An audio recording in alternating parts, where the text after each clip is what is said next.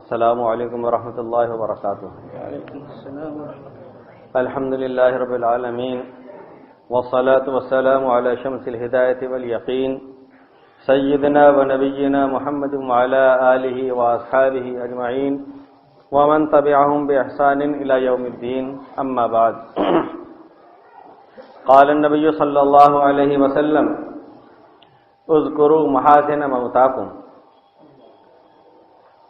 وعن جابر رضی اللہ تعالی عنہ قال سمعت رسول اللہ صلی اللہ علیہ وسلم یقول ان من سعادت المرأة ان يطول عمره ويرزقه اللہ الانابہ۔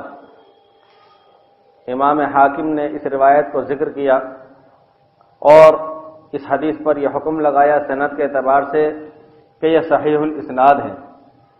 حضور نبی پاک علیہ الصلوۃ والسلام نے ارشاد فرمایا، اپنے گئے ہوئے بزرگوں کا نیکی کے ساتھ ذکر کرو، مذاکرہ کرو۔ جانے والوں کا ہم پر یہ حق ہے چند حقوق میں سے کہ ان کو یاد کیا جائے، ان کو بھلایا نہ جائے، ان کے لیے استغفار کیا جائے۔ حضرت مولانا محمد یوسف صاحب کاندھلوی رحمۃ اللہ علیہ کا جب رابنٹ کے اجتماع کے موقع پہ انتقال ہوا اور یہ خبر سہارنپور حضرت شیخ الحدیث مولانا محمد زکریا نور اللہ مرقدہ کو پہنچی اور دوسرے حضرات کو بھی پہنچی تو حضرت شیخ نور اللہ مرقدہ وضو کر کے مسجد تشریف لے گئے، نوافل میں اور تلاوت میں مشغول ہو گئے۔ ظاہر ہے کہ حضرت مولانا یوسف صاحب رحمۃ اللہ علیہ کی شخصیت صرف ایک کنبے اور گھرانے تک محدود نہیں تھی بلکہ ایک عالمی شخصیت تھی، اس لیے جن جن لوگوں کو معلوم ہوتا چلا گیا وہ حضرت شیخ رحمۃ اللہ علیہ کے پاس حاضر ہوتے رہے، تعزیت کے لیے، اظہار تأسف کے لیے، اظہار غم کے لیے۔ حضرت شیخ رحمۃ اللہ علیہ ناراض ہوتے اور یہ فرماتے کہ بھائی یہ وقت اس کا نہیں، یہ وقت اس کا ہے کہ جانے والے کے لیے اس وقت میں دعائیں کرو، کچھ تلاوت کرو، ذکر کرو۔ تو اس سے یہ معلوم ہوا کہ جانے والوں کا ہم پر یہ حق ہے کہ ہم اس کو فراموش نہ کر دیں بلکہ ہم اس کو یاد کریں، اصلاح ثواب کریں۔ سب سے پہلے جب غسل کفن کے بعد جو ایک اجتماعی عمل ہوتا ہے وہ نماز جنازے کا ہے۔ نماز جنازے میں آپ حضرات جانتے ہیں نہ رکوع ہے، نہ سجود ہے، نہ تشہد ہے، لیکن وہ دعا ہے۔ تو میت کے لیے دعا استغفار وہیں سے شروع ہو گیا۔ دفنانے کے بعد سرور کونین تاجدار حرمین رحمۃ للعالمین صلی اللہ علیہ وسلم ارشاد فرماتے، خود حضور کے صاحبزادی کے بارے میں بھی حدیث پاک میں اور حضرت عثمان بن مظعون رضی اللہ عنہ کی وفات پر جو واقعہ پیش آیا وہ احادیث کی کتابوں میں صراحتاً مذکور ہے کہ آپ علیہ السلام نے دفنائے جانے کے بعد قبر کے اوپر مٹی کو تھوڑا برابر کروایا، کیونکہ مٹی جب دی جاتی ہے تو ظاہر ہے کہ کہیں کم کہیں زیادہ بکھری بھی ہوتی ہے، اس پر پانی چھڑکوایا اور آپ نے ارشاد فرمایا استغفروا لاخیکم، اپنے بھائی کے لیے ثابت قدمی کی دعا کرو، فإنہ الآن یسأل، ابھی اس سے قبر میں سوال کیا جائے گا۔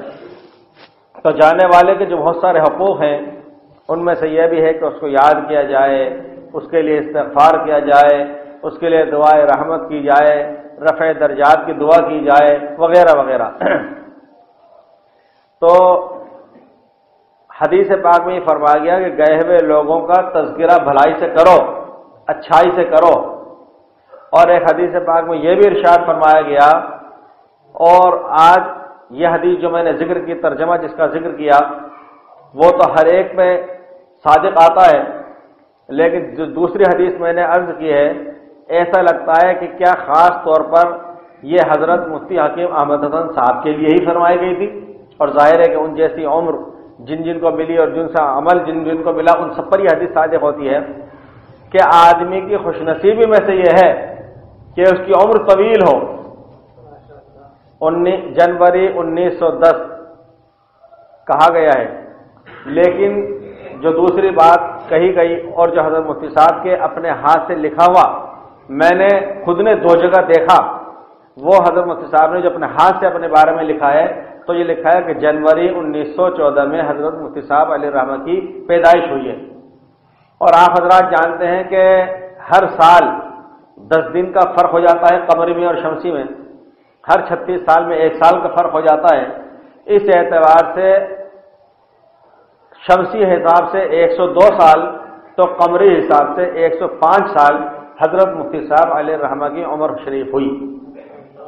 تو حدیث میں یہ فرمایا گیا کہ آدمی کی سعادت اور خوش نصیبی میں سے یہ ہے کہ اس کی عمر طویل ہو، اور اللہ تعالی شانہ اس کے ساتھ ساتھ اس کو اپنی طرف انابت کا، اپنی طرف متوجہ ہو جانے کا کی توفیق بھی میسر فرما دے۔ آپ حضرات نے تو بچپن سے دیکھا اور آپ کے اور میرے بزرگوں نے بھی دیکھا، میں نے بہت سے حضرات کو دیکھا جن کی عمر 70 سال کی، 80 سال کی، انہوں نے کہا تھا ہم نے تو ہمیشہ حضرت مفتی صاحب کو اس طرح کے معاملات میں ہی دیکھا۔ تو گویا کہ ایسا لگتا ہے کہ اس حدیث پاک کا مصداق حضرت مفتی صاحب علیہ الرحمہ رہے کہ ان کی عمر بھی طویل ہوئی، ان کا عمل بھی ماشاءاللہ مستحسن اور اچھا رہا، اور اللہ تعالی نے ان کو اپنی طرف متوجہ ہونے کی توفیق بھی عطا فرمائی۔ حضرت مفتی صاحب علیہ الرحمہ جن کو آپ حضرات جب چاہتے تھے دواخانہ میں جا کر کے دیکھ لیتے تھے، آپ حضرات جمعۃ الوداع میں حضرت مفتی صاحب کا بیان سن لیا کرتے تھے، آپ چاہتے تھے تو عیدین کے اوپر عیدگاہ میں جا کر کے دیکھ بھی لیا کرتے تھے، ملفوظات بھی سن لیا کرتے تھے، آپ کو جب ضرورت پیش آتی تھی تو آپ حضرات سوالنامہ مرتب کر کے حضرت مفتی صاحب کے پاس فتویٰ لینے پہنچ جاتے تھے، اس لیے ہمیں اور آپ کو صحیح معنی میں قدر نہ ہو سکی۔ میں نے ایک واقعہ پہلے بھی عرض کیا، آج یہاں دوہرا رہا ہوں۔ حکیم حبیب حسن خان صاحب کے وفات کے بعد چند عرب علماء جن میں خاصتاً شیخ صالح بن عبداللہ بن حمد العثیمی جو ریاض کے رہنے والے ہیں، اور آج کی صورتحال یہ ہے کہ وہ مکہ مکرمہ اور مدینہ منورہ دونوں حرمین شریفین میں وقتاً فوقتاً ترتیب کے ساتھ نوبت و نوبت مشائخ حدیث میں درس حدیث دیا کرتے ہیں، اور ابھی تقریباً اسی ہفتے کے اندر ان کو مملکت عربیہ سعودیہ میں جو 21 علماء کی وہ بڑی جمعیت علماء کرام کی بنائی جاتی ہے کہ جس کا بادشاہ وقت خود پابند رہتا ہے، یعنی جیسے مینا سے متعلق، مزدلفہ سے متعلق، حج سے متعلق، کسی اور اہم مسائل سے متعلق اگر کوئی مسئلہ پیش آ گیا تو بادشاہ وقت اس میں فیصلہ نہیں صادر کر سکتا، وہ پابند ہے اس علماء کی جماعت کے، جو فیصلہ علماء کی جماعت کرے گی بادشاہ وقت ان کا پابند ہے، بادشاہ وقت کے وہ علماء پابند نہیں ہے۔ ان میں سے ایک شیخ صالح بن عبداللہ العثیمی ہیں، تو شیخ صالح عبداللہ بھی یہاں آئے، شیخ محمد الحریری بھی آئے، نوجوان آدمی ہیں لیکن وہ جدہ یونیورسٹی کے اندر پروفیسر بھی ہیں حدیث کے، ایک احمد شملہ بھی ان کے ساتھ میں آئے، ایک یہاں پر آئے حذیفہ سویدانی، وہ بھی ایک یونیورسٹی کے اندر حدیث کے پروفیسر ہیں۔ اگر یہ حضرات جب آئے صرف ایک دن ایک رات کے لیے آئے، جمعرات کی صبح آئے اور جمعے کی صبح چلے گئے، دن بھر حضرت مفتی صاحب سے ملاقاتیں رہیں۔ یہاں چونکہ ذکر آ گیا ہے تو برسبیل تذکرہ میں کہہ جا رہا ہوں، مستقلاً کہنا مقصود نہ تھا، کہ وہ شیخ حنبلی المسلک ہیں، سعودی عرب کے اندر حنبلی مسلک چلا کرتا ہے، تمام ائمہ کا وہ احترام کرتے ہیں، تمام مسالک کا احترام کرتے ہیں، سب کا عزت و توقیر سے پیش آتے ہیں، لیکن وہاں کا خود کا اصول اور ضابطہ جو عدالت شرعیہ میں ہے، جو دارالفتہ میں ہے، وہ وہاں حنبلی المسلک ہے، حضرت امام احمد بن حنبل کا۔ اس اعتبار سے ظاہر ہے کہ یہ شیخ صالح بھی حنبلی ہیں، لیکن اس ایک دن کے لیے آئے ہیں تو نور العزا جو فقہ حنفی کی پہلی کتاب ہے قسم خدا کی وہ پڑھ کے سنائیے مفتی صاحب کو۔ ان مدارس میں جو عربی کی پہلی کتاب فقہ حنفی میں پڑھائی جاتی ہے وہ انہوں نے پڑھی ہے حضرت مفتی صاحب کے سامنے، وہ خود عالم دین ہے، بہت جلیل القدر، جو بدایت المجتہد پڑھ چکے ہوں، جو ابن رشد کو ہضم کر چکے ہوں، جو علامہ نووی کے مجموعہ کو اور مجموعہ ابن فتاوی ابن تیمیہ کو جو کھنگال چکے ہوں، وہ آ کر کے حنفیہ کو پڑھائی جانے والی ابتدائی کتاب نور الہدیٰ کو پڑھ کے سنا رہا ہے۔ آپ اندازہ فرمائیے کہ آپ کے شیخ مفتی صاحب علیہ الرحمہ کا کیا مقام اور مرتبہ رہا ہوگا۔ اس لیے کہ میرا بھی امام ابو حنیفہ رحمۃ اللہ علیہ کے فقہ تک حضرت کے ذریعے سے میری سند پہنچ جائے۔ تو جب وہ یہاں آئے، دن بھر یہاں رہے، دیر تک رات کو مجلس چلی، جب مجلس ختم ہونے لگی تو صاحبزادے صاحب نے بھی حضرت مفتی صاحب کے حضرت جناب سعید حسن خان صاحب متظل العالی بہت نیک اور شریف الطبع انسان ہیں۔ میں نے دیکھا کہ انہوں نے ریٹائرڈ ہونے کے بعد اپنی زندگی کو اپنے ماں باپ کی خدمت کے لیے وقف کر ڈالا۔ میں دیکھتا تھا کہ حضرت مفتی صاحب کو لے کر گئے تھے مردان خانے میں، کبھی والد کو دیکھتے کبھی والدہ کو جا کر دیکھتے، اس لیے کہ دونوں صحیح، والدہ صاحبہ ہماری آپ کی وہ حضرت مفتی صاحب سے بھی ایک سال عمر میں زائد تھی، تو کبھی والدہ کو دیکھتے خدمت کرتے ہوئے، کبھی والد کو دیکھتے خدمت کرتے ہوئے۔ تو صاحبزادے محترم نے بھی اور میں نے بھی شیخ صالح سے یہ کہا کہ آپ چونکہ صبح تہجد کے وقت بیدار ہو جائیں گے اور اذان فجر کے وقت میں آپ اپنی فجر پڑھ کے فوراً روانہ ہوں گے ایئرپورٹ کے لیے، لہذا حضرت کو صبح تکلیف دینا، زحمت دینا مناسب نہیں ہے اس پیرانہ سالی میں، آپ الوداعی مسافہ ابھی کر لیجئے۔ ان کا اصرار تھا کہ نہیں، میں نے ایک دن کے لیے تو آیا ہوں، میں تو صبح جاتے وقت ایک ملاقات کرتا ہوا جاؤں گا۔ ہم نے سمجھایا کہ شیخ کو زحمت ہوگی، پریشانی ہوگی کہ پیرانہ سالی ہے، کبر سنی ہے، ذوف نقاد ہے۔ جب زیادہ اصرار کیا تو میں نے عربی کا ایک شعر پڑھ دیا، اريد وصاله ويريد هجري فاترك ما اريد لما يريد، میں تو ان سے وصال اور ملن چاہتا ہوں اور وہ مجھ سے ہجر اور نہ ملنا چاہ رہے ہیں، تو میں اپنی خواہش کو جو ملنے کی ہے ان کی خواہش پر جو نہ ملنے کی ہے قربان کرتا ہوں۔ میں نے یہ شعر پڑھا تو ظاہر ہے اس کا ان کے پاس جواب تو نہ تھا، لیکن میں نے دیکھا کہ ان کی آنکھوں سے آنسو بہ پڑے اور انہوں نے ایک جذباتی انداز میں کہا کہ مفتی ذاکر تم تو جب چاہتے ہو شیخ سے مل لیتے ہو، جب چاہتے ہو مجلس میں آ جاتے ہو، ہم حرم پاک کے اندر مدتوں دعائیں کیا کرتے ہیں تب جا کر شیخ کا دیدار نصیب ہوتا ہے، ایک دن کے لیے تو آیا ہوں کہ جاتا تو مسافر نہ کروں۔ میرے دوستو آپ ملاحظہ فرمائیے کہ آپ نے تو جب چاہا جبھی دیکھ لیا، جب چاہا استفادہ کر لیا، جبکہ وہاں کا کتنے لوگ دنیا میں ایسے ہیں، میں جانتا ہوں میرے علم میں بہت سے ہیں اس طرح کے۔ تو حضرت مفتی صاحب علیہ الرحمہ وہ ایک ایسی شخصیت ہے جن کو دیکھنے کے لیے ابھی حضرت مفتی صاحب کے وصال سے 3 دن پہلے شیخ محمد بن ابراہیم الدیباجی بہت ساری کتابوں کے مصنف ہیں، ارکان شورا کے ایک رکن ہیں، تفسیر مجھے کہنی نہیں، دوسری مملکت کا معاملہ ہے، یعنی ایک بہت بڑے اونچے پیمائے پہ بہت بڑے اونچے منصب کے حامل ہیں۔ وہ آئے، حضرت مفتی صاحب سے ملاقات کی، اجازت حدیث لی، انہوں نے بہت اصرار کیا کہ میں یہ چاہتا ہوں کہ ہر مہینے 1 ہفتے کے لیے جے پور آیا کروں، اور 1 ہفتے کے لیے جب آؤں تو 24 گھنٹے میں سے صرف 1 گھنٹہ مجھے شیخ دے دیا کرے اور 1 گھنٹے کے لیے خدمت میں حاضر ہو کر کچھ پڑھ لیا کروں۔ آپ اندازہ فرمائیے کہ اس میں اس شخص کا کتنا خرچہ صرفہ ہوگا، کہ ایک عرب شیخ مسافر خانے میں نہیں ٹھہرے گا، وہ کہاں ٹھہرے گا؟ وہ آ کر کے ٹھہرے گا، ہر مہینے آئے گا جائے گا، ہوٹل میں ٹھہرے گا، 1 ہفتے قیام رہے گا، 23 گھنٹے اس کے بیکار ہیں، صرف 1 گھنٹہ 24 گھنٹے میں سے کارآمد ہوگا، وہ بھی اس طرح کہ شیخ بیٹھے رہے کچھ نہ فرمائے، میں تو خود پڑھا ہوا ہوں، میں تو بس عبارت پڑھ کے سنا دوں گا، میری سند حضور تک پہنچ جائے گی حضرت شیخ کے واسطے سے۔ اسی طریقے سے میرے بزرگوں، شیخ عبداللہ بن صالح بن محمد العبید ریاض کے رہنے والے ہیں، مملکت سعودیہ عربیہ کے وزارت التعلیم و تربیہ کے مستشار ہیں، یعنی ان سے مشورہ طلبی کیے بغیر وہاں کی کیبنٹ فیصلہ نہیں کرتی ہے۔ وہ 2-2.5 سال پہلے آئے اور آخری دن تھے شعبان کے، آئے حضرت شیخ کے بعد ملاقات کرنے کے لیے گئے، کہا کہ حضرت میں سنن ابو داؤد شریف پوری پڑھنا چاہتا ہوں آپ سے۔ بتلایا گیا کہ اب ایسے اوقات نہیں ہیں، مشاغل بھی ہیں، مصروفیات بھی ہیں، پھر ذوف نقاہت بھی ہے، پھر فتاوی کا بھی کام ہے، موقع نہیں ہے.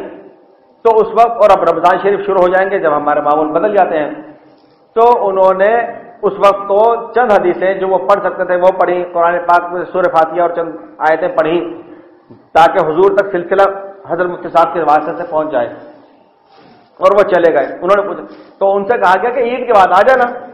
آپ اندازہ لگائیے رمضان سے 2 دن پہلے جس شیخ کو بھیجا جا رہا ہو یہ کہہ کر کے کہ عید کے بعد رابطہ کر لینا اور عید کے بعد پھر آئیں گے، پھر موقع اجازت دے دیں گے. عید کے دن یہ اطلاع ملی کہ میں دہلی آ چکا ہوں، شیخ نے فرمایا تھا عید کے بعد رابطہ کر لینا، تو عید کی تو نماز ہو چکی، رابطہ میں دہلی سے کر رہا ہوں، کس وقت میں حاضر ہو جاؤں. اس شخص نے پورا ماہ مبارک رمضان کس طرح بے چینی میں گزارا ہوگا. چنانچہ وہ آئے اور پوری سنن ابو داود حضرت صاحب شیخ رحمۃ اللہ علیہ کے سامنے پڑھی. یہ کون شخص ہے؟ ان کی بہت سی کتابیں، ان میں سے صرف ایک کتاب کا تعارف کرا دیتا ہوں جو موقع کی مناسبت سے. انہوں نے کتاب لکھی ہے مسانید المیاں، المسانید المیاں، یعنی حدیث شریف کی 100 کتابیں. یہاں تو ہم میں سے بعض لوگ جو ہیں وہ حدیث کی 6 کتابیں لے کر کے کچھ بے قابو ہو جاتے ہیں کہ ہمیں تو 6 کتابوں کے نام یاد ہیں، ہم حدیث سے بات کر رہے ہیں. حدیث کی 100 کتابیں، اس کی سند انہوں نے اپنے سے لے کے حضور تک پہنچائی ہے، اہتمام کے ساتھ، التزام کے ساتھ. اور خاص بات یہ ہے کہ حضور تک ان کا سلسلہ ہر کتاب میں تقریباً قریب سے قریب ہو کر کے گزر رہا تھا. ایسی حدیث کی 100 کتابوں کی سندیں انہوں نے لکھی ہیں، اور ان کو دنیا کے ممالک میں بلایا جاتا ہے اہتمام کے ساتھ، اور وہ خود المسند کہلاتے ہیں کہ روئے زمین پر جو 5-7 اس وقت کے بڑے بڑے حدیث کے مشائخ مانے آتے ہیں ان میں سے ایک وہ ہیں جو آپ کے شہر جے پور میں آئے، ہالیڈے ان ہوٹل میں ٹھہر گئے، 3 اسٹار ہوٹل ہے. 2 دن کے بعد ہوٹل بدل ڈالی. میں نے کہا صاحب ہوٹل کیوں بدل دی؟ تو چونکہ وہ تو آپ حضرات جانتے ہیں کس طرح کے کس درجے کے تھے.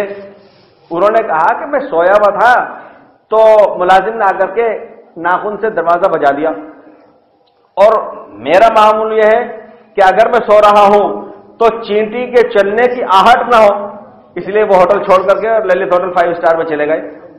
24 گھنٹے کے لیے مستقل ٹیکسی کر لی، 24 گھنٹے کے لیے مستقل ایک ملازم کر لیا، اور 28,000 روپے روز کا کمرہ لے لیا، اور کتنے دن تک یہاں تقریباً 2 ہفتے رہے، اور شہر میں کسی کو کان آہٹ نہیں ہونے دی، اس لیے کہ اگر اس وقت میں آہٹ ہونے دیتے تو ظاہر ہے کہ وہ دقت ہوتی. پوری ایک کتاب اس طرح پڑھ کے گئے. یہ تیسرا سفر تھا کہ ابھی حضرت مفتی صاحب رحمۃ اللہ علیہ کے انتقال سے 1 ہفتے پہلے ہو کر کے وہ اور پھر گئے ہیں، اور حضرت مفتی صاحب رحمۃ اللہ علیہ پر کتاب لکھ رہے ہیں لائف اسٹوری سوانح حیات. جب حضرت مفتی صاحب کے وفات کی میں نے اطلاع کری چند عرب مشائخ کو، علماء کو، تو فوراً ایک وہی محمد بن ابراہیم الدیبا جی، اور اسی طریقے سے انہوں نے لکھا کہ شیخ کو غسل دینے میں کون کون شریک تھے ان کا نام بتلاؤ، اور شیخ کی وفات کتنے بج کر کتنے منٹ پر ہوئی تھی ہندوستانی ٹائم سے، تاکہ میں کتاب میں بس پوری کتاب میں نے تو شیخ کے بارے میں لکھ رکھی ہے، صرف یہی چیز باقی ہے میں کلیل طبعات کے لیے مطبع میں پہنچا رہا ہوں کتاب. کیا میں نے اور آپ نے کبھی یہ خیال کیا حضرت کی زندگی میں کہ ہم کبھی یہی معلوم کر لیں کہ ہمارے حضرت کیسے ہیں؟ یہ بھی کہا گیا کہ شیخ کو قبر میں کس نے اتارا، دائیں طرف تو کون تھا، پائنتی کون تھا، سرہانے کون تھا، پائنتی کون تھا. آپ اندازہ فرما رہے ہیں ہمیں خیال نہیں آیا ہوگا اتنے بڑے لاکھوں کے مجموعے میں کہ کس نے، لیکن وہاں سے عرب بیٹھے بیٹھے فکر مند ہو رہے صاحب تحقیق چاہیے ہمیں، تو ہم تو مستند بات لکھتے ہیں ایک یہ بھی لکھ کر کے بھیجیے. اور اپنے حضرت کی وفات کس انداز سے ہوئی ہے؟ کوئی لمبی چوڑی بیماری ظاہر نہیں تھی، 2 دن سے ہلکا سا بخار سا تھا، اور 9 بجے کے بعد 9:30 بجے کے قریب آرام کرسی پر تشریف فرما تھے. ناشتے کے لیے پوچھا گیا، فرمایا کہ ہاں ناشتہ بھی کیا. اس کے بعد پانی کے لیے فرمایا، تو معمول یہ تھا کہ اس وقت میں چونکہ زیادہ پانی نہیں پیتے تھے، چند چمچے پانی کے لے لیا کرتے تھے، چھوٹا چمچہ اس کے صحیح پانی. تو صاحبزادے حضرت سعید حسن صاحب نے حضرت مفتی صاحب کو پانی دینے کے لیے جب توجہ کی، اتفاق کی بات یہ کہ ایک دن پہلے حکیم زاہد حسن صاحب زیدہ مظلوم کے پاس کہیں سے زمزم کی بوتل آئی تھی، تو حکیم زاہد حسن صاحب نے بھائی صاحب کو دے دی، کہ منجلے بھائی یہ والد صاحب کو پلا دینا. تو سعید حسن صاحب زندہ مظلوم نے زمزم لیا, اس کے 3 چمچے پلائے. چھوٹا ہی کمرہ ہے, وہ بہت بڑا حال نہیں ہے وہ, اور مڑ کر کے طاق میں رکھا. مڑ کے جو دیکھا تو روح پرواز کر چکی تھی, آواز دی. خیر, تو آخر کے اندر جو چیز جو غذا پیٹ میں اور حلق میں گئی ہے وہ آب زمزم ہے. اس کو جبکہ اس وقت میں احساس نہیں تھا کہ کیا ہونے والا ہے, لیکن من جانب اللہ انتظام ہوا. لہذا ہمارے حضرت مفتی صاحب رحمۃ اللہ علیہ, ان کی کیا بات کہی جائے. ایک حضرت مولانا ابو الحسن علی ندوی عالم اسلام کی ایک انٹرنیشنل شخصیت ہے, ندوۃ العلماء لکھنؤ کے ناظم اعلیٰ. وہ ملک شام سیریا تشریف لے گئے, برسوں پرانی بات. وہاں پر ایک شامی بڑے عالم محدث مولانا علی صاحب رحمۃ اللہ علیہ سے ملے. کہا کہ شیخ مجھے آپ اپنی سند دیجئے, اجازت حدیث دے دیجئے. چونکہ وہ کہ عام عالم تو تھا نہیں, وہ خود محدث سے کبیر تھے, اور مولانا علی صاحب رحمۃ اللہ علیہ سے سند مانگی انہوں نے کہ آپ مجھے اپنی سند دے دیجئے جو مولانا حیدر حسن خان صاحب کے واسطے سے حضرت نبی پاک اسلام تک پہنچ رہی ہے. تو حضرت مولانا علی صاحب نے اجازت تو دے دی, لیکن فرمایا کہ سند میں ہندوستان جا کر کے بھیجوں گا لکھ کر کے. جب آئے تو ان کو سند ملی نہیں, تو انہوں نے حضرت مفتی حکیم احمد حسن خان صاحب نور اللہ مرقدہ کو خط لکھا. وہ خط آج بھی صاحبزادے صاحب کے پاس موجود ہے. لکھا کہ میرے پاس تو سند ہے نہیں, چونکہ آپ بھی میرے ہم استاد ہیں, لہذا آپ سند اپنی نقل کر کے بھیج دیجئے تو میں شامی عالم کو دے دوں گا. تو شامی عالم کو جو لکھ کے انہوں نے بھیجی, مولانا علی صاحب رحمۃ اللہ علیہ نے وہ آپ کے حضرت مفتی حکیم احمد حسن خان صاحب نور اللہ مرقدہ کی نقل کی بھی سند بھیجی. حضرت مفتی احمد حسن صاحب نور اللہ مرقدہ کے پاس سنن نسائی جو سیاہ ستہ میں سے ایک کتاب ہے, اس کی اتنی عالی شان اور اقرب الاسانید سند تھی کہ دنیا چھتر تھی, اور دنیا میں بڑے بڑے محدثین کا اتفاق اس پر تھا کہ نسائی شریف کی سند روئے زمین پر ان سے اونچے کسی کی نہیں ہے. چنانچہ بہت سارے علماء کے 2 سال تک ہم پر اصرار رہا. پھر حضرت سعید حسن صاحب اور میں ہم لوگوں نے مل کر کے ترتیب قائم کری, مختلف فون وغیرہ موبائل وغیرہ رکھ کر کے. تو دنیا سے 55 محدثین علماء شامل تھے جو نسائی شریف کی قرات اور سماعت میں موجود تھے, جن میں امریکہ سے شیخ محمد بن فاروق حنبلی بھی موجود تھے, قطر کے بھی تھے, کویت کے بھی تھے, امارات کے بھی تھے, اور سعودی مملکت کے سب سے زیادہ تھے. مختلف ممالک کے موجود تھے. اسی طریقے سے حضرت مفتی صاحب کے لیے دنیا بھر کے بہت سے محدثین کا اصرار تھا کہ اگر پوری کتاب نہیں تو کم سے کم ایک کوئی مختصر سی حدیثی کتاب, جیسے شمائل ترمذی جس میں نبی پاک اسلام کے شمائل اور خصائل کا ذکر ہے, کہ کم سے کم یہ ایک حدیث ہو جائے, یہ کتاب ہو جائے. چنانچہ ایک ترتیب ایسی قائم کی گئی نیٹ کے ذریعے سے کہ پوری دنیا کے اندر ایک ہی وقت کے اندر اعلان عام ہو گیا. اور ہو سکتا ہم جب ہندوستانیوں کی تو میں بات کر نہیں رہا, اس لیے ہم لوگ تو ناقدر ہیں. پوری دنیا سے تقریباً 1000 کے قریب علماء مشائخ جڑے اور انہوں نے شمائل ترمذی ایک وقت کے اندر سنی. آج تک لوگوں کے پاس سے خبریں آ رہی ہیں کہ اس وقت اس تاریخ کو شمائل ترمذی کی سماعت میں میں بھی شریک تھا, ہمارے بھی نام رجسٹر میں محفوظ رہے. لیکن میرے دوستو ایک بات اور عرض کر دوں کہ حضرت مفتی صاحب رحمۃ اللہ علیہ کی قدر میں نے اور آپ نے ہم لوگوں نے جو کی ہے وہ حضرت کو دیکھ کے نہیں کری ہے, معاف کیجیے گا, حضرت کو دیکھ کے نہیں کری. حضرت کے پاس آنے والے بڑے بڑے علماء مشائخ بیرونی محدثین جب آئے ہیں ان کو دیکھ کر کے ہم نے بھی قدر کر لی.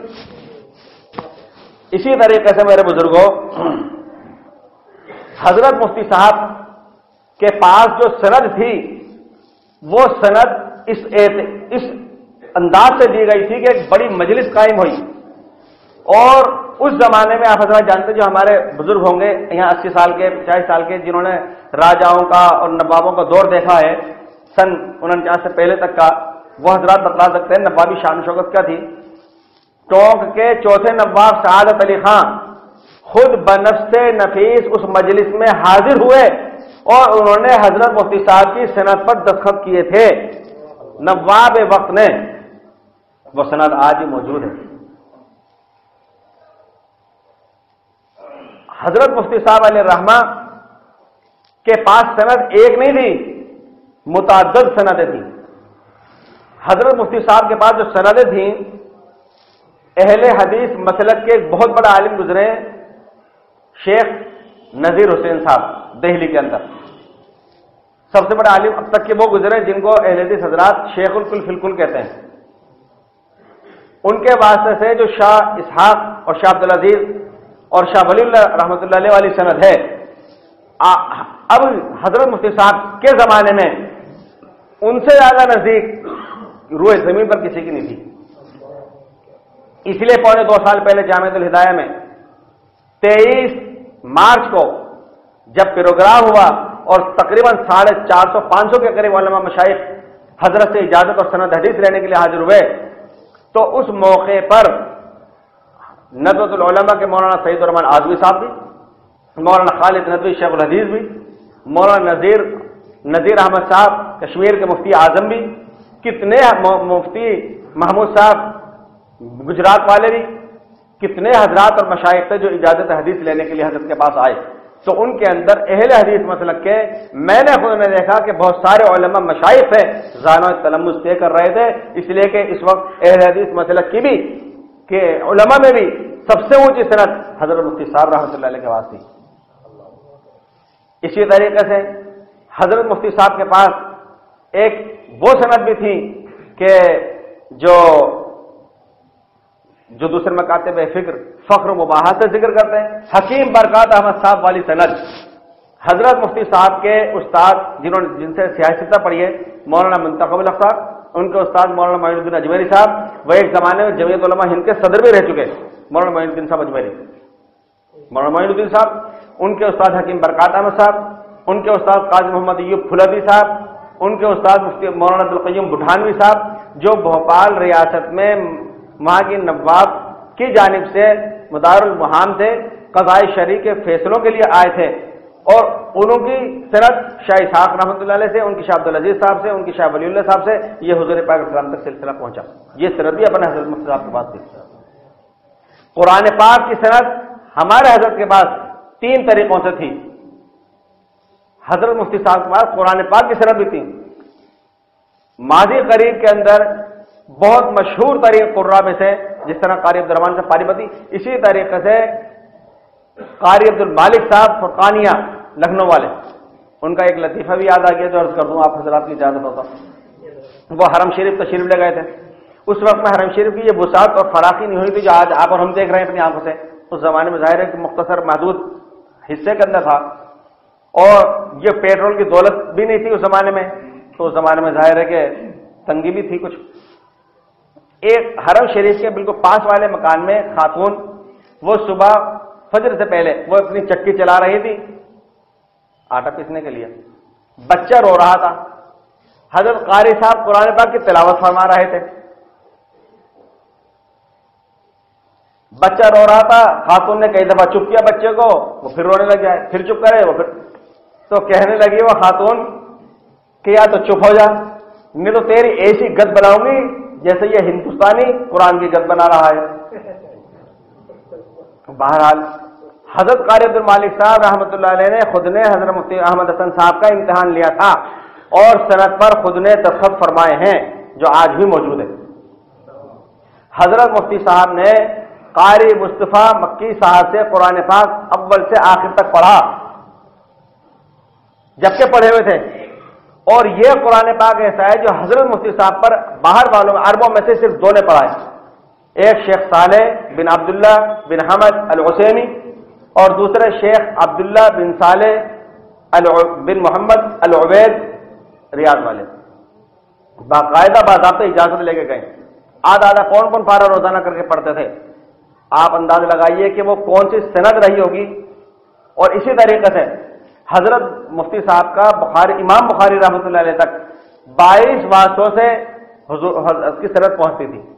حضرت مفتی صاحب کا جب وصال اور وفات ہوئی تو روئے زمین پر جتنے اعلیٰ درجے کے محدثین اصول حدیث کے ماہرین موجود ہیں وہ رو پڑے کہ آج دنیا 22 سے 1 درجہ نیچے اتر چکی ہے اور 23 درجے پر آ چکی ہے.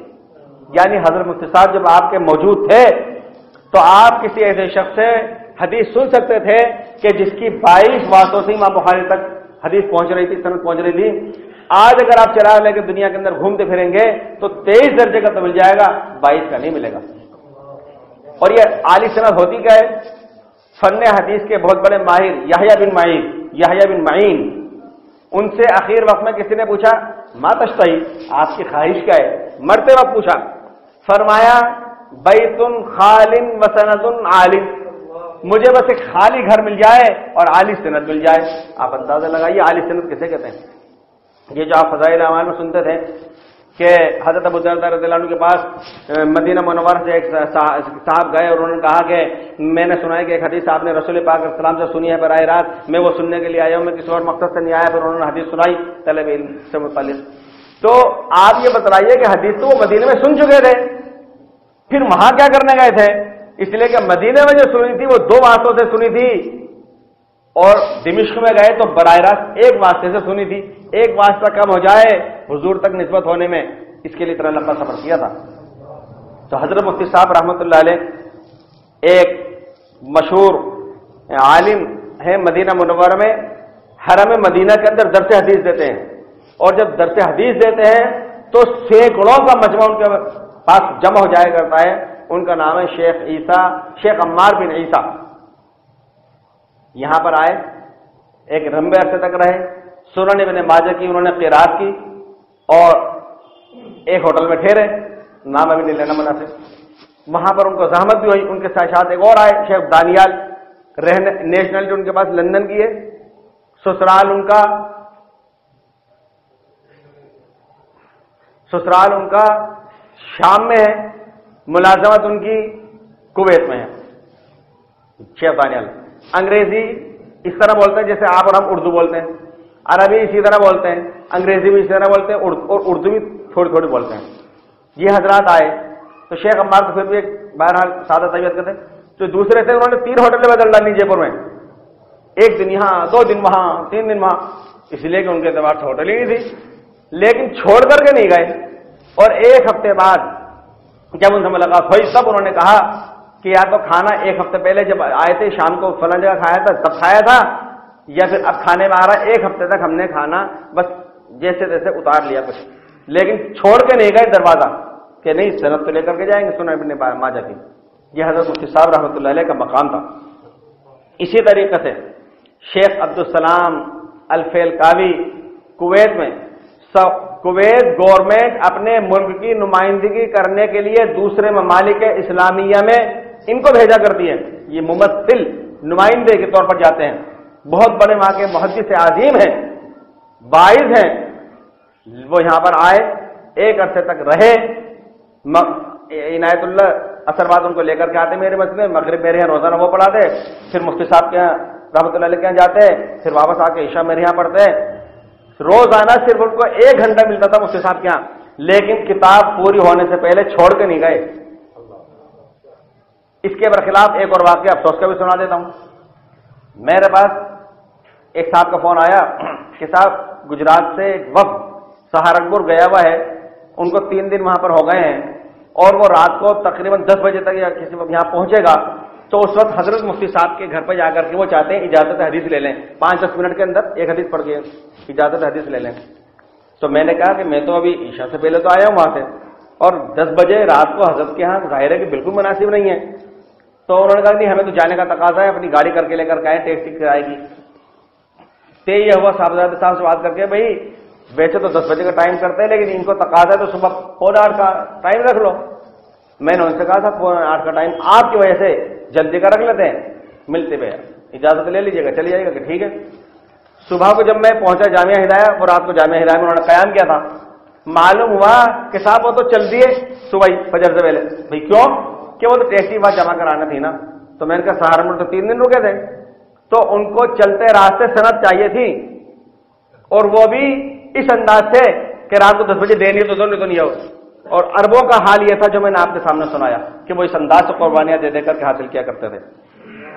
اسی طریقے سے حضرت مفتی صاحب رحمۃ اللہ علیہ افتاء کے اندر جو ان کو مہارت تھی، حضرت مفتی صاحب رحمۃ اللہ علیہ کے بہت سے وہ فتوے تھے رجسٹروں میں لکھے ہوئے کہ جو آج سے 55 سال پہلے، 40 سال پہلے، 35 سال پہلے، 20 سال پہلے، 18 سال پہلے لکھے ہوئے، کہ ایسے بہت سے فتوے تھے کہ جو اسلامک فقہ اکیڈمی میں 350 مفتیوں نے جمع ہو کے 3 دن کا سیمینار کر کے، رائے مشورہ کر کے، بحث و مباحثہ کر کے جو ایک تجویز تیار کی کہ ہم اس نتیجے میں پہنچے، حضرت مفتی حکیم احمد حسن صاحب رحمۃ اللہ علیہ اس سے 25 سال پہلے، 35 سال پہلے، 15 سال پہلے وہ فیصلہ صادر فرما چکے تھے۔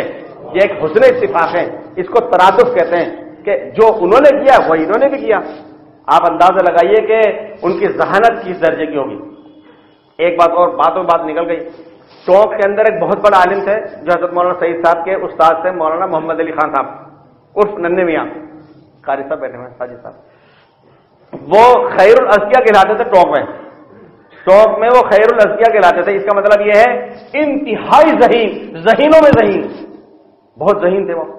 ان کا طریقہ کار یہ تھا کہ جب طالب علم کتاب لے کر آتا کہتا سبق پڑھنا ہے، یہاں کہاں سے پڑھنا ہے، وہ کتاب کھول کے کہتا کہاں سے، انگلی رکھ کے اچھا یہاں سے، کتاب بند کر دیتے، عبارت بھی پڑھ دیتے، ترجمہ بھی کر دیتے، تشریح بھی کر دیتے کہ جا۔ ایسا ذہین آدمی، مطالعہ نہیں کرتے تھے، جو پڑھا تھا بچپن میں وہ پڑھا ہوا تھا، کتاب پڑھانے کے لیے مطالعہ نہیں تھا ان کا، ذہانت یہ تھی۔ اب میں جو بات آپ سے سند کے اوپر کہہ رہا ہوں وہ سماعت فرمائیے گا، چونکہ وہ حضرت قاری ارشد صاحب وغیرہ ان حضرات سے متعلق زیادہ ہے، مجودین سے۔ آج جامعہ میں صبح چند حضرات ذکر کر رہے تھے کہ قاری ارشد صاحب کی تلاش ہم نے بہت سنی، لیکن یہ تذکرہ چل رہا تھا کہ یا تو حضرت مفتی صاحب رحمۃ اللہ علیہ کی 2.25 سال پہلے جو اجازت حدیث کی مجلس قائم ہوئی تھی، یا تو اس میں اس قدر انوارات کا مشاہدہ کیا گیا، یا انہی حضرت مفتی صاحب رحمۃ اللہ علیہ کی تعزیتی نشست کے اندر کیا گیا کہ حضرت قاری ارشد صاحب ہی کی وہی زبان تھی، وہی لب و لہجہ تھا، وہی ذات تھی، لیکن پتہ نہیں بات ہی کچھ اور تھی۔ تو مولانا محمد علی خان صاحب بڑھاپے کے اندر، یعنی کبر سنی میں، ان کو یہ احساس ہوا کہ تمام علوم پر مہارت کاملہ حاصل کر لی اور سند حاصل کر لی، لیکن تجوید و قرات میں تو میرے پاس سند ہی نہیں ہے، میں میدان محشر میں کس منہ سے حاضر ہوں گا کہ قرآن پاک کی تجوید کی سند نہیں ہے اور ساری سند لیے ہیں۔ ان کو یہ احساس ہوا، انہوں نے باضابطہ باقاعدہ تجوید پڑھی، وہاں کے استاد قاری تھے، وہاں پر حضرت مفتی صاحب رحمۃ اللہ علیہ کے استاد حضرت قاری قاضی عرفان خان صاحب محتمم تھے مدرسہ فرقانیہ کے، چنانچہ اور یہ حضرت مفتی احمد صاحب نوجوانی سے لے کر کے آخر تک طرح طرح ہمیشہ امتحان لینے ٹونک یہی جایا کرتے تھے، تجوید و قرات کا امتحان لینے، حفظ کا امتحان لینے۔ حضرت مفتی صاحب جو تشریف لے گئے تو وہاں کے ان مدارس کا طلبہ کا امتحان لیا۔ قاضی عرفان خان صاحب نے یہ فرمایا مفتی صاحب سے، جبکہ وہ استاد تھے، کہ مفتی صاحب ایک طالب علم کا اور امتحان لینا ہے، لیکن اس طالب علم کا امتحان مدرسے میں نہیں لینا، اس کے خود کے گھر جا کر کے لینا ہے۔ تو مفتی صاحب کو بڑی حیرت ہوئی کہ ایسا طالب علم کون آ گیا کہ محتمم مدرسہ حضرت قاضی عرفان خان صاحب بنفس نفیس ممتحن کو لے کر کے اس کے گھر لے کے جائیں گے امتحان دلوانے، ایسے کون آ گیا کہ کوئی بیمار نظر ہے کہ نہیں، آپ چلیے تو صحیح۔ لے کے جو گئے تو حضرت مولانا محمد علی صاحب رحمۃ اللہ علیہ کہ یہ ہے وہ طالب علم جس کا امتحان لینا ہے، اور وہ بیٹھے ہوئے۔ اب حضرت مفتی صاحب فرما رہے تھے کہ میں شرمندہ، اس لیے کہ یہ عمر میں چھوٹے تھے، وہ بڑے تھے، سلسلے کے اعتبار سے وہ براہ راست حکیم برکات احمد صاحب کے شاگرد تھے، مفتی صاحب واسطے سے تھے، تو بہت زیادہ مفتی صاحب کو شرمندگی سی محسوس ہوئی کہ میں کہتے ہوں میرے بڑے ہیں۔ قاضی عرفان صاحب نے فرمایا کہ پورا تیزی سے امتحان لیجئے گا، تکلف نہ کرنا۔ انہوں نے امتحان دیا، مفتی صاحب نے ان کی نمبر دیے، سند تیار ہوئی، ممتحن کے حیثیت سے دستخط کیے، قاضی عرفان خان صاحب نے محتمم کے حیثیت سے دستخط کیے۔ یہ تجوید و قرات کی سند ہے جس کے لیے اتنے بڑے عالم نے اتنی بڑی قربانی دی تھی، بڑھاپے کے اندر شرمندگی محسوس نہیں کری کہ میں پڑھوں گا تو کیا ہوگا۔ حضرت مفتی صاحب کے فتاوی، اس میں بہت سی عجیب و غریب اور اہم ترین باتیں تھیں۔ حضرت مفتی صاحب کے فتاوی کی خاصیت میں سے یہ تھا کہ اخیر کے 10-15 سال کو چھوڑ کر کے اس میں زیادہ تفصیل نہ تھے۔ حضرت مفتی صاحب کے اندر یہ انداز تھا جو میں نے پہلے ذکر بھی کیا تھا کہ مفتی کوکب صاحب نے لکھا ہے کہ مفتی کفایت اللہ صاحب جیسے فتاوی کی تصحیح اور توثیق یعنی وہ چاہتے تھے کہ مستفتی یعنی پوچھنے والے یعنی امت مسلمہ کے لیے فتوے میں مسائل میں آسانی پیدا کی جائے۔ میرے بھائیو، ہمیں درد مندانہ انداز میں انتہائی دل کی گہرائی کے ساتھ ایک گزارش کر رہا ہوں آپ کی خدمت میں، اللہ کے لیے کبھی یہ نہ سمجھیے کہ مفتی صاحب کے پاس گئے تھے بڑی محبت سے خلوص سے، انہوں نے تو حرام کہہ دیا، انہوں نے تو ناجائز کہہ دیا، انہوں نے تو گھر بگاڑ دیا۔ میرے بھائیوں، کوئی مفتی دشمن نہیں ہے آپ کا، وہ اپنے آپ کو پہلے جنت اور جہنم پر پیش کرتا ہے، وہ دوسرے کی دنیا بسانے کے لیے اپنی جنت خراب نہیں کرے گا اور بلا وجہ دوسرے کا گھر بگاڑ کر کے وہ جہنم میں جانے کا انتظام نہیں کرے گا۔ تو حضرت مفتی صاحب رحمۃ اللہ علیہ کے فتاوی میں تسہیل تھی، یعنی جہاں تک ہو سکے آسانی نکالی جائے، وہ فتووں میں آسانی پیدا کیا کرتے تھے امت کے لیے۔ اسی طریقے سے حضرت مفتی صاحب کے اندر ایک یہ چیز تھی جو حضرت مفتی محمود حسن گنگوئی رحمۃ اللہ علیہ میں تھی، ان کے مزاج میں کیا تھا؟ ان کے مزاج میں اعتدال تھا، درمیانہ روی، مسائل اس انداز سے لکھے جائیں، ایک دم ایسا نہیں کہ بہت بھاری بھرکم الفاظ لکھ ڈالے سامنے والے پڑھ کے جھٹکا، ایسا نہیں کہ اس نے ہلکے الفاظ میں کہہ دیا کہ سامنے والا سوچے ہلکا سے ہی منع ہوگا کر لو۔ حضرت بلکہ اعتدال میان عربی کے ساتھ فتوے ہوا کرتے تھے۔ اسی طریقے سے اس کے اندر اختصار پیش نظر ہوا کرتا تھا۔ یہ وہ خصوصیات ہیں جو ملک کے اور بیرون ملک کے اکابر علماء نے بیان کیے۔ ایک واقعہ صرف عرض کر دوں، وہ کل حضرت پرسوں مولانا شاہ فضل الرحیم صاحب دعوت برکاتہ نے بیان فرمایا تھا۔ ایک ڈاکٹر مولوی محمد اکرم ندوی آکسفورڈ یونیورسٹی کے پروفیسر ہیں، مجھ سے 5-7 سال پہلے حضرت مفتی فاروق صاحب رحمۃ اللہ علیہ نے ملاقات کروائی تھی ہم دونوں کی آپس میں، اور بتلایا کہ یہ مفتی احمد حسن صاحب کا شاگرد ہے اور ان کے فتاوی کی ترتیب بھی دے رہا ہے۔ تو وہ بڑے خوش ہوئے مجھ سے سن کر کے کہ یہ مولانا حیدر حسن خان صاحب کے شاگرد ہیں، اتنا عالی سند۔ یہ میں کہہ دوں کہ ڈاکٹر اکرم ندوی صاحب وہ آدمی ہے جن کی سند مولانا علی صاحب کی سند کی طرح چھپی بھی ہے، نیٹ پر ہے، اور جس شہر میں جس ملک میں جاتے ہیں وہاں کے فارغین علماء جاتے ہیں کہ حضرت آپ کی سند مجھے بھی دے دیجیے، کہ آپ کی سند مجھے دے دیجیے، وہ دستخط کر کے عالموں کو سند دیتے ہیں۔ ان کو بڑی حیرت ہوئی، چنانچہ رات اور ماں میرٹھ میں خانقاہ میں رمضان شریف میں پوری رات جاگ کر گزرتی ہے، سونے کا کام نہیں ہے، لیکن فجر میں اتنا تھک چکا ہوتا ہے وہ معتکف اور مہمان کہ فجر کی نماز پڑھ کے جب وہ سوتا ہے تو 12 بجے تک 10 بجے تک 11 بجے تک آنکھ نہیں کھل پاتی، اس لیے پوری رات تک تھک گئے۔ وہ فجر کے بعد جب فتاوی کی پہلی جلد کھول کے انہوں نے دیکھی اور حضرت مفتی صاحب کی اس میں سندیں اور حالات جو انہوں نے پڑھے تو وہ مجبور ہو گئے اور 5 صفحات سے زائد انہوں نے اپنے قلم سے مفتی صاحب کے فتووں کی خصوصیات لکھی کہ اس میں خصوصیات ہیں کیا۔ انہوں نے ایک اشکال رکھا، وہ یہ کہ جیسا کہ دستور ہے کہ بعض بڑے علماء مفتیان کرام سے تقاریر لکھوائی جاتی ہیں کہ صاحب یہ کتابیں آپ کی کیا رائے لکھ دیں۔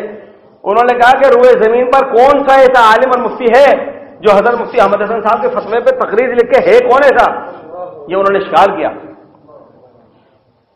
حضرت مفتی صاحب رحمۃ اللہ علیہ کی وہ خصوصیات، گجرات کے مفتی اعظم مفتی احمد خان پوری صاحب مفتی اعظم گجرات ہیں، ادھیڑ ہیں، ان کے شاگرد بڑے مفتی ہیں آج کل، وہ حضرت مفتی احمد حسن صاحب کے پاس آئے، اجازت حدیث لے کر گئے۔ اس وقت کے گجرات کے میرے ناقص علم کے مطابق مفتی عبداللہ کاپود روی ادیب شاید سب سے عمر رسیدہ بزرگ عالم ہیں، کثیر الاسانید ہیں، دنیا گھومے ہوئے ہیں، ان کا ایک بیٹا کینیڈا میں ہے، ایک افریقہ میں ہے، کوئی کہاں ہے کوئی کہاں ہے۔ وہ خود حضرت مفتی احمد حسن صاحب کے پاس آئے اجازت حدیث لینے۔ دارالعلوم دیوبند کے تخصص فی الحدیث کے استاد مولانا مفتی عبداللہ صاحب معروفی، آپ اندازہ لگائیے پی ایچ ڈی حدیث پر پی ایچ ڈی کرنے والوں کو جو سند دیتے ہیں وہ آ کر کے سند حدیث لے کے گئے۔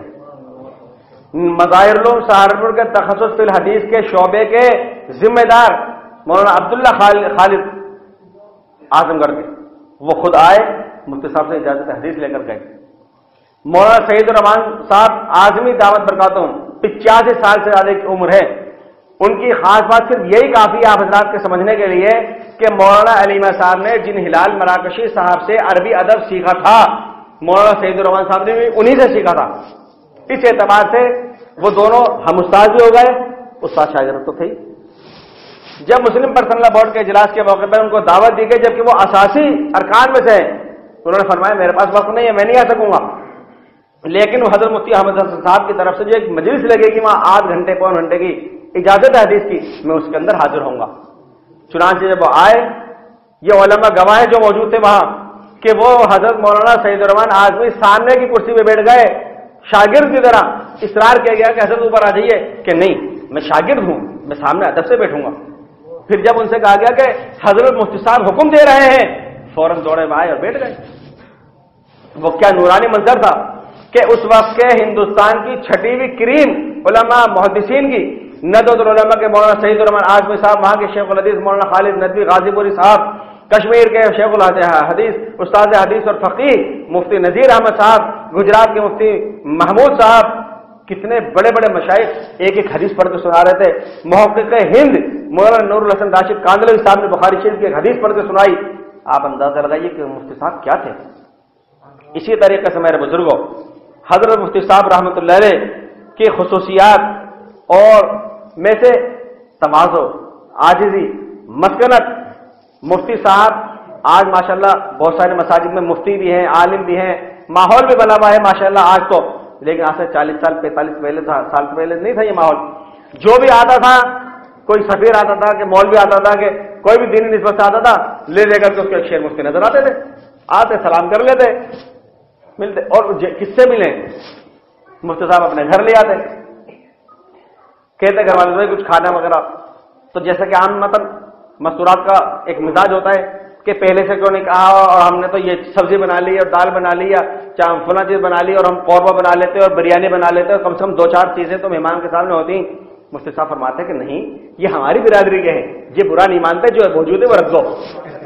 اس کے بعد پھر یہ ہوا کہ جب بھی کوئی اس طرح کا آتا تو مفتی صاحب جب گھر لے آتے تو فرماتے ہماری برادری کے آئے ہیں، جو ہو وہ دے دو، وہ بے تکلف رکھ دیتی۔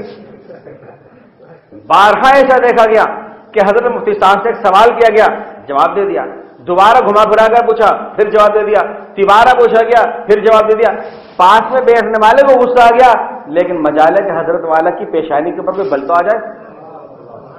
حضرت مفتی صاحب نے جس طریقے سے نبھایا، میرے علم میں ایسے بہت سے واقعے ہیں، بعض دفعہ امام اور مقتدیوں کی بھی چل پڑتی ہے، میں بھی امام ہوں، آپ بھی امام ہیں، آپ بھی امام ہیں۔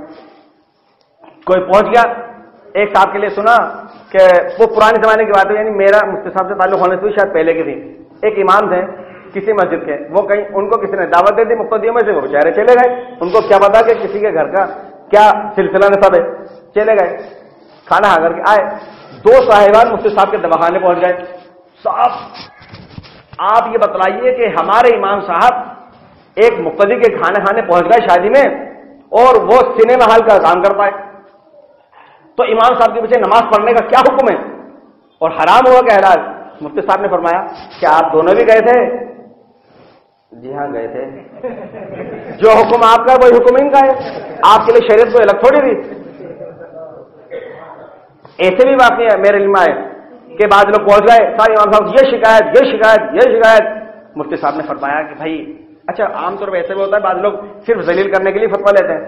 مفتی صاحب فرماتے ماشاءاللہ آپ سنجیدہ طبیعت لگ رہے ہیں، اور آپ کو دیکھ کے ایسا بھی اندازہ ہو رہا ہے کہ آپ مخلص ہیں اور ہمدرد ہیں، اور ایسا بھی محسوس ہو رہا ہے آپ کے مزاج کو دیکھ کے کہ آپ چاہتے ہیں کہ ان صاحب کی اصلاح ہو جائے ہمدردانہ خیرخانہ طور پر، مجھے آپ کی بات اچھی لگ رہی ہے، آپ ایسا کیجیے امام صاحب کو میرے پاس لے آئیے، میں ان کو خاموشی سے سمجھا دوں گا۔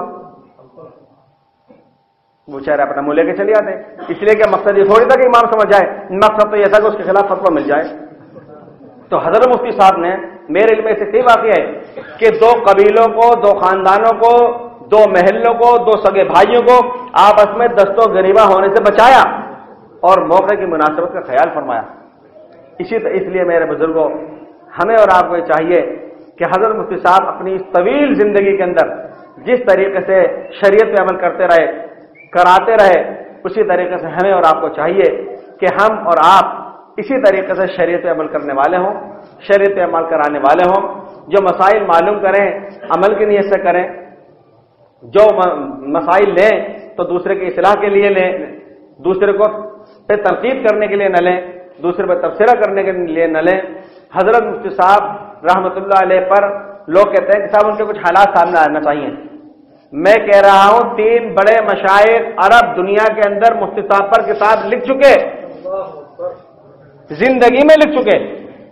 یہ الگ بات ہے کہ کنویں میں پانی کا سوتا ہوتا ہے, جن سوراخوں سے سوتے سے کنویں میں پانی آتا ہے, تو پاک پروردگار کا کرم شامل حال ہے کہ مجھے حقیر فقیر پر تقصیر کو وہ سوتا بننے کی توفیق ہوئی. کس ذریعے سے تمام تر باتیں. ایک قطر کے عالم نے 140 سوالات کیے حضرت مفتی صاحب سے متعلق وقتاً فوقتاً, اس کے ان کو جوابات دیے, تب جا کر کے انہوں نے حضرت مفتی صاحب سے متعلق کتابیں مجتمع کی ہیں. تو میرے دوستو, ہم نے اور آپ نے ایک بہت بڑی شخصیت کو کھو دیا ہے, اس کا ہمیں آپ کو احساس ہونا چاہیے, لیکن ہمارے لیے عمل کے راستے کھلے ہوئے ہیں. اور ایک واقعہ سنا کر کے میں بات ختم کر رہا ہوں. وہ واقعہ میں نے پہلے بھی عثمان خان مسجد میں عرض کیا تھا کہ حضرت مفتی کفایت اللہ صاحب رحمۃ اللہ علیہ کے انتقال پر ملال کے بعد دہلی کی جامع مسجد میں حضرت مفتی صاحب رحمۃ اللہ علیہ پر تعزیت نشست منعقد ہوئی. حضرت اس میں بہت سے علماء مشائخ کو بلایا گیا, جس میں سے حضرت مفتی احمد حسن صاحب رحمۃ اللہ علیہ کو بھی بلایا گیا. یہ آپ کے علم میں ہونا چاہیے کہ حضرت مفتی احمد حسن صاحب رحمۃ اللہ علیہ کے پاس نہ صرف جے پور بلکہ دور دراز مقامات سے میں نے خود نے خلیج کے استفتاء مفتی صاحب کے رجسٹر میں نقل ہوئے ہوئے دیکھے ہیں. چلیے ایک چٹکلے لطیفہ بھی عرض کر دو, واقعہ میں یاد آ گیا. تو حضرت مفتی صاحب کے رجسٹر میں حضرت مفتی صاحب کی تحریر بھی تھی, حضرت حکیم حبیب حسن صاحب کی تحریر تھی, وہ میں پہچانتا ہی تھا. ایک ایسی بھی تحریر تھی جو میں نہیں پہچانتا تھا. تو میں نے معلوم کیا تو معلوم ہوا کہ صاحب ٹونک کے صاحبزادوں میں سے ایک صاحب تھے, ان کو حضرت مفتی صاحب نے ملازم رکھ رکھا تھا اجرت پر, اور اس میں یہ طے تھا کہ فی صفحہ 1 پائی. پرانے زمانے کے بعد 50 سال ہو گئے, 55 سال ہو گئے کہ فی صفحہ 1 پائی مزدوری ملے گی نقل کرنے کی. وہ کر لیا کرتے تھے, تو 2 دن 4-3 دن رہتے نقل کر لیتے. تو حضرت سعید حسن صاحب کے صاحبزادے نے یہ بات بتلائی کہ 4-5 دن بعد جب حضرت مفتی صاحب ان کو پیسہ دیتے, مزدوری ان کی جو بن گئی, تو وہ کہتے جی وہ پیسہ تو لے لیتے, پھر کہتے صاحب میں 3-4 دن بعد آؤں گا. وہ صاحب فرماتے بھی کیوں, کہ جی میں ٹونک جا رہا ہوں. پوچھتے بھی ٹونک, ابھی تو تم آئے ہو 4-5 دن پہلے. کہ جی بس 4-5 دن کے چولہا جلنے کا تو انتظام ہو گیا, 4-5 دن چولہا جلنے کا تو انتظام ہو گیا, بس اب جب ہی آؤں گا جب ختم ہو جائے گا. کھلا دیتے. تو حضرت مفتی صاحب کے ان فتاوا میں نے دیکھا عرب ممالک تک کے استفتاء ہے, اور اسلامک فقہ اکیڈمی تو اب وجود میں آئی ہے, میرے خیال سے 25-30 سال کے درمیان وقفہ ہوا ہوگا. اس سے پہلے المباحث الفقہیہ تھی جو جمعیت علماء ہند کے زیر اہتمام چلتی تھی, جس کے سربراہ اور ناظم حضرت مولانا محمد میاں صاحب رحمۃ اللہ علیہ تھے. ان کے کئی صفحات پر مشتمل سوال نامے میں نے حضرت مفتی صاحب کے رجسٹر میں دیکھے ہیں, جس کے جوابات یہاں سے جاتے تھے.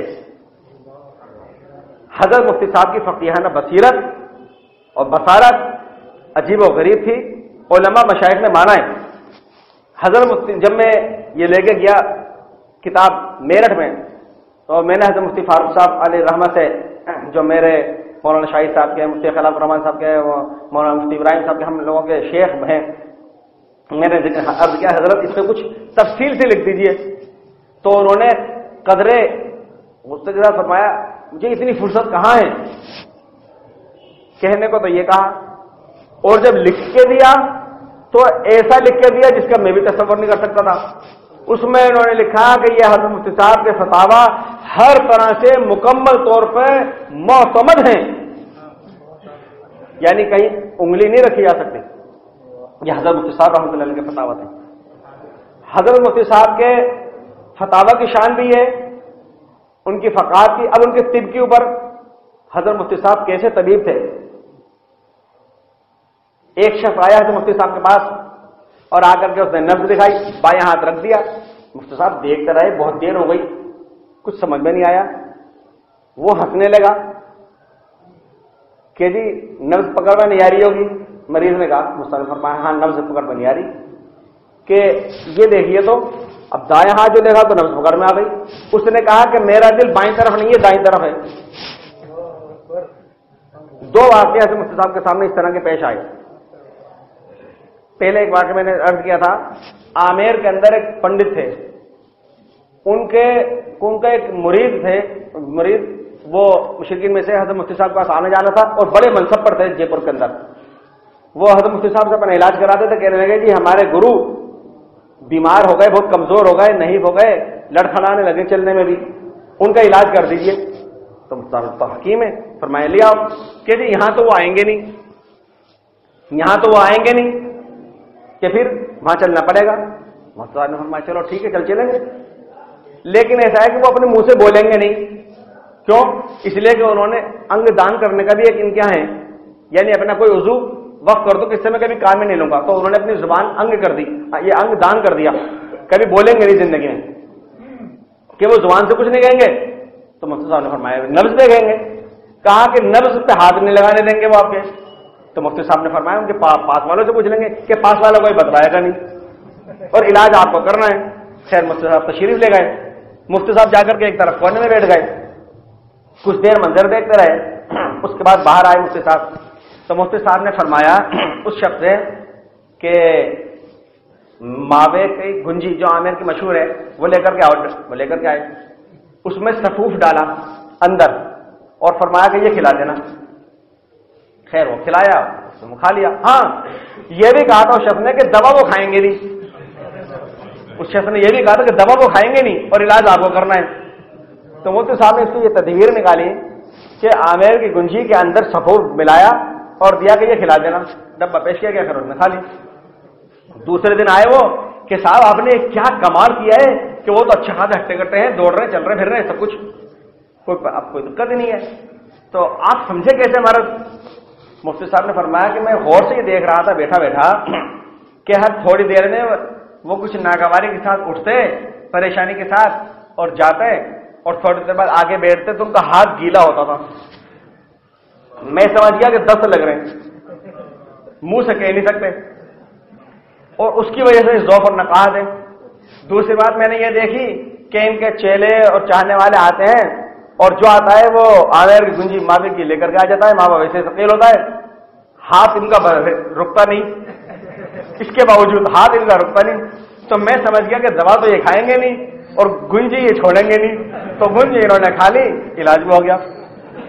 حضرت افتخار الحسن صاحب دامت برکاتہم وہ شخصیت آج روئے زمین پر کہ حضرت جی مولانا محمد الیاس رحمۃ اللہ علیہ کے حقیقی ماموزاد بھائی, حضرت جی مولانا یوسف رحمۃ اللہ علیہ کے حقیقی ماموں, اور حضرت مولانا طلحہ صاحب کے حقیقی سسر, اور حضرت شیخ زکریا رحمۃ اللہ علیہ کے حقیقی سمدھی, اور حضرت شیخ عبد القادر رائے پوری کے بچے ہوئے آخری 2 میں سے ایک خلیفہ وقت حضرت جی افتخار الحسن صاحب, جو حضرت مولانا سعد صاحب کے رشتے میں نانا, اور حضرت مولانا سعد صاحب کے 2 لڑکوں کے وہ دادا ہیں, دادا سسر. حضرت مولانا افتخار الحسن صاحب سن 94-95 یہاں تشریف لا رہے تھے. ایک بات یاد آ گئی بیچ میں, حاجی نمن صاحب کے یہاں قیام تھا نیلی حویلی میں. تو حاجی اس سال حضرت جی والا اجتماع جامع میں ہونا تھا 94-95 والا. تو حاجی نمن صاحب نے کیا کہ حضرت جی نام الحسن صاحب رحمۃ اللہ علیہ تشریف لائیں گے تو آپ دعا فرما دیجئے کہ حضرت جی ہمارے یہاں گھر پہ بھی تشریف لے آئیں, تھوڑا ناشتہ یہاں کر لیں, دعا فرما دیجئے. تو حضرت جی افتخار الحسن صاحب نے پوچھا کہ وہ تاریخیں کیا ہیں؟ تاریخیں بتلائیں, وہ آخری تھی دسمبر کی اور شروع تھی جنوری کی. تو حضرت جی افتخار الحسن صاحب نے فرمایا نہیں بھائی مشکل ہے. تاریخ نے دیکھا کہ جب یہ الفاظ کہے تھے حضرت جی نام الحسن صاحب صحیح تھے, تاریخ آنے سے پہلے وہ نہیں رہے.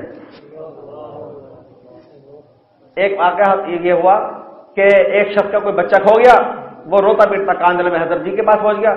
جا کے کہا کہ حضرت بچہ کھو گیا, تو فرمایا کہ بھائی ایسا کرو انشاءاللہ مل جائے گا.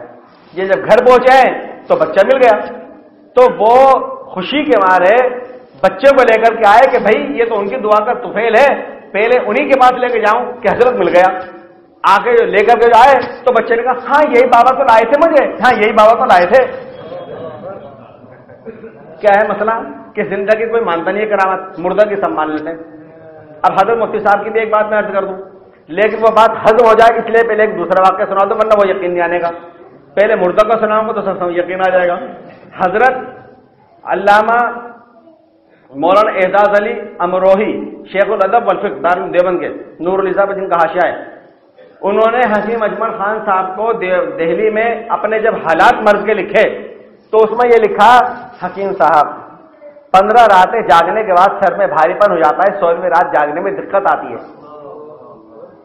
15 رات جاگنے کے بعد سر میں بھاری پن ہو جاتا ہے، 16ویں رات جاگنے میں دقت ہوتی ہے۔ یہ حضرت فقیہ الامت میں بھی لکھا ہے۔ اب سن لیجیے حضرت مفتی صاحب کا۔ حضرت مفتی احمد حسن صاحب رحمۃ اللہ علیہ نے مجھے فرمایا کہ جب میں جے پور میں شروع میں آیا تو مجھ پر اتنا کام کا دباؤ تھا، اتنا دباؤ تھا طب کا، دواخانے کا، فتاوی کا، مسائل کا، کہ بعض دفعہ میں 3 ہفتے تک سویا نہیں ہوں۔ تو میں نے کہا دن میں تو ان کا معمول مفتی صاحب کا تقریباً 90 سال کی عمر تک دن میں قیلولے کا بھی نہیں رہا، اس کے بعد ہوا ہے 3 ہفتے تک کہ دن۔ تو میں نے کہا جی پھر دن میں تھوڑی دیر تو سستا کہ بالکل بھی نہیں، 3 ہفتے تک جاگیں۔ بعض چیزیں ایسی ہوتی ہیں کہ اس میں عقل سے کام نہیں چلتا، دل سے کام چلتا ہے۔ دماغ سے نہ سوچئے، دل سے اثر لیجئے، ایسا ہی ہوا ہے۔ تو حضرت مفتی صاحب رحمۃ اللہ علیہ کی کے خصائص کو، ان کے کمالات کو، ان کی تواضع و ابدیت کو کس طرح سے بیان کیا جائے، اس سلسلے میں کہا نہیں جا سکتا۔ حضرت مفتی صاحب کے مزاج میں جو اعتدال تھا، اس کی وجہ یہ رہی کہ بعض اہل حدیث عالم بھی مفتی صاحب کے استاد رہے۔ ان کے جو ایک استاد تھے مولانا حیدر حسن خان صاحب رحمۃ اللہ علیہ، جو نضرۃ العلماء لکھنؤ میں 17 سال تک محتمم رہے اور اس سے زائد سال تک شیخ الحدیث رہے، ان کے شاگرد حضرت مفتی احمد حسن صاحب۔ تو حضرت مفتی احمد حسن صاحب رحمۃ اللہ علیہ کو مولانا کے بعد جب مولانا عبدالرشید نعمانی صاحب آئے اور مفتی صاحب نے ان سے فرمایا کہ شیخ کا رفع الیدین پر ایک رسالہ تھا جو آپ کے پاس ہے، وہ مجھے بھی دکھائیے گا، وہ میرے پاس نہیں ہے۔ تو انہوں نے فرمایا کہ انشاءاللہ میں جانے کے بعد نقل بھیج دوں گا۔ وہاں سے جو انہوں نے خط لکھا تو یہ لکھا، وہ میرے چچا ہوتا مولانا عبدالرشید نعمانی صاحب، یہیں ہلدیوں کے راستے 3 چوراہے اونچی کوئی کی پیدائش۔ تو انہوں نے خط میں یہ لکھا، جب مفتی صاحب نے اپنا خزانہ دکھایا مولانا حیدر حسن خان صاحب کا لکھا ہوا کہ کیا کیا ہے، تو انہوں نے وہاں سے لکھا کہ وہ رسالہ رفع الیدین میرے پاس تھا، وہ تبھی نہیں مل پا رہا، ملے گا جب بھیجوں گا، لیکن آپ کے پاس تو ماشاءاللہ شیخ کا خزانہ ہے۔ اور وہی مولانا حیدر حسن خان صاحب جو وہ بہت پکے متسلط حنفی تھے، لیکن جب ٹاپ کے اندر مولانا محمد صورتی آئے، وہ متشدد سلفی عالم تھے۔ مولانا حیدر حسن خان صاحب حدیث کے ماہر تھے، وہ عربی ادب کے ماہر تھے، تو ان کا سسرال ٹوک میں تھا، 4 5 6 مہینے بھی رہایا کرتے تھے۔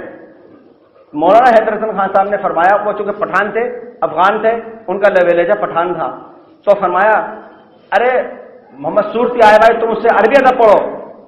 انہوں نے سن لیا ہے لیکن نہیں گئے، دوبارہ پھر فرمایا، سن لیا نہیں گئے، دوبارہ جب فرمایا تو انہوں نے کہا حضرت وہ تو اہل حدیث عالم ہے، تو غصے ہو گئے، یہ کیا لگا رکھا ہے اہل حدیث سلفی، علم حاصل کرو، ان سے نہیں پڑھو گے تو میں بھی نہیں پڑھاؤں گا۔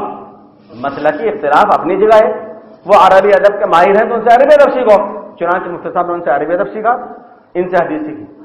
تو مفتی صاحب کے اندر جو اعتدال تھا، اس لیے کہ مفتی صاحب نے بہت سارے چشموں کا پانی پیا تھا، ان کے اندر ہاضمہ تھا، ان کے اندر گہرائی تھی، ان کے اندر گہرائی تھی، ان کے اندر پختگی تھی، ان کے مزاج کے اندر سختی نہیں تھی۔ اللہ تعالیٰ شانہ مجھے اور آپ کو، ہم سب کو حضرت مفتی صاحب کے بتائے ہوئے فتاوی، لکھے ہوئے فتاوی کے مطابق عمل پیرا ہونے کی توفیق عطا فرمائے، شریعت پر عمل کرنے کی توفیق عطا فرمائے۔